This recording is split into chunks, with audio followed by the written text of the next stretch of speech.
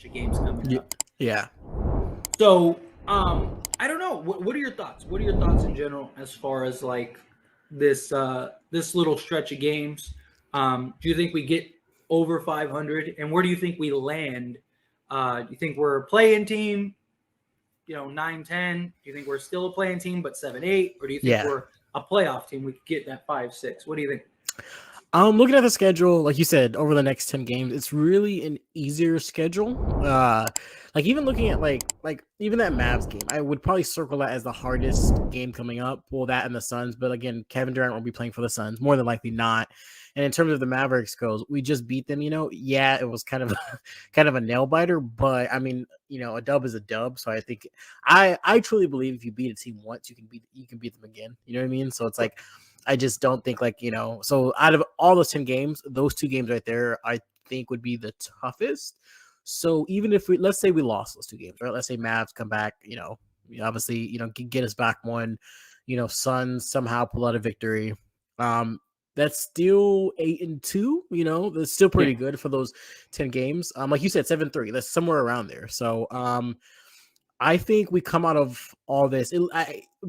By the time that the season's over, I think we come out of this 7th, 8th seed, still make the play-in, and I think that we can kind of tough it out and advance from there. But yeah, no, it's the rest of the season is actually kind of funny because like even looking at it, like every single game looks super, super winnable. Like it really does, and some of these teams are, like you said, going to be sitting like they're better players. So like that Clippers game, honestly, all right, so from here on out, so we got the Raptors tonight, but from the Raptors tonight all the way into the end of the season, that toughest game, I think, in my opinion, I'm just going to call it, is probably going to be the Clippers, depending on who they're having, who they're going to play. I don't know if they're going to play like Paul George. I don't know if they're going to play their stars. I would imagine not, just because it's in the season and just let these guys get some rest for the playoffs. But yeah, that's probably the hardest game. So like I said, I think we come out 7th, 8th, we make the play-in, and just I don't know, the Clippers game probably is the worst possible game on our schedule. And 2, I feel like our squad has something to prove. You know what I mean? It's just they're hungry. They're they just gelled together. So I think we get D'Lo back tonight. Give some LeBron some time to rest, and yeah, we make a run. And I think we have a very, very good chance of at least second round right now. That's as far as I'm gonna go, realistically. That's fair. Yeah, I mean, I think very likely we land in that 7 to 8 spot. I do. Yeah. Real safe bet. Like a safe bet is we land in that 7th, 8th spot. I do think we are very capable with our schedule. I do think we are very capable of getting into that 5, 6 spot. Yeah. But it's just it's tough. There's an uphill battle. Yes, our schedule is easy, but teams love to show up for the Lakers. We still don't have LeBron. I mean, there's a lot of things that go in it. Teams just have good nights in general.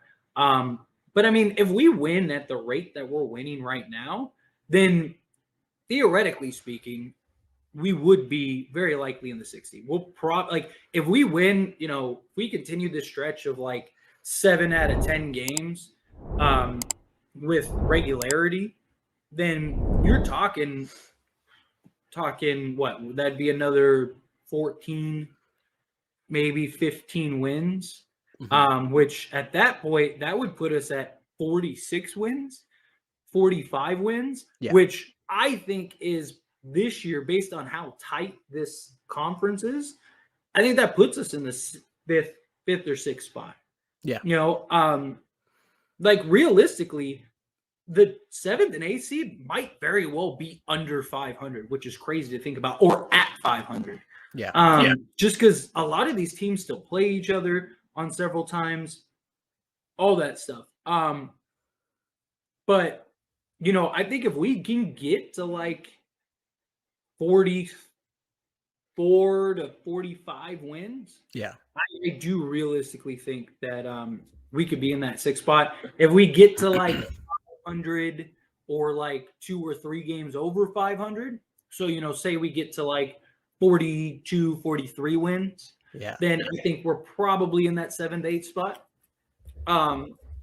But yeah, I mean, if we can if we can get to like, 45, 46 wins, which is crazy to think about.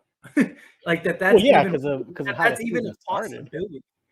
I mean, a month ago, that wasn't even a thought.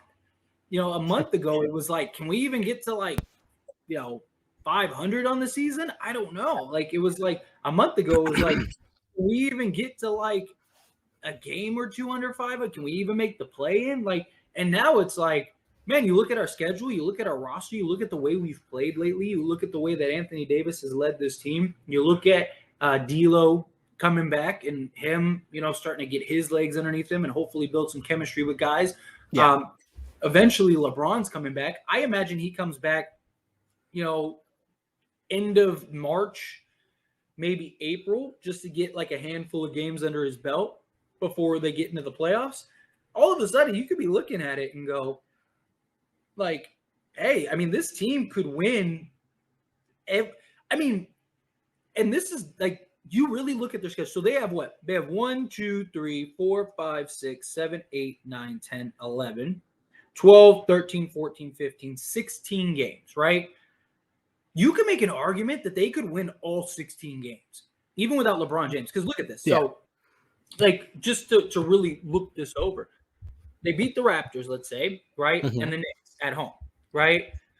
Now, after that, again, you got the Pelicans and Rockets, which are very winnable teams. We already talked about the Mavericks. I think Yeah. they can win. The Magic, they should win. The Suns aren't going to have KD, so that's a winnable game. The Thunder, they should beat at home. They'll be at home. Bulls, they should beat at home. Chicago, because they're literally playing them almost back to back. There's a three-day gap in between. Like you're playing a team back to back, so that might actually be tough. But if you beat them, you got the Timberwolves in Minnesota, but you might have LeBron back for that game. And that I did overlook that Timberwolves game. That's an interesting one. If we don't have LeBron and it's on the road, yes, which makes it tough. But yeah, like I mean, we just lost to them in a game that we probably should have won, and that was without D'Lo, and that was without LeBron. If we had D'Lo, we win that Timberwolves. Oh yeah, we didn't even need literally to win that game. I mean, yeah, and literally nobody outside of Anthony Davis showed up that last Timberwolves game. Like literally. Yeah. So if one guy shows up, we would have won that game.